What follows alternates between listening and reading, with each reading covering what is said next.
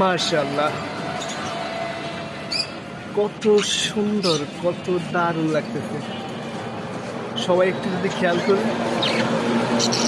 পাখিটার ফরগুলো কত দারুণ। এই পাশেও আবার আছে।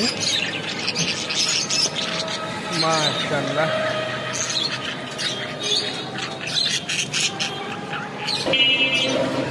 এই পাশেও আছে, দেখুন সবাই, নিচেও আরেকটা।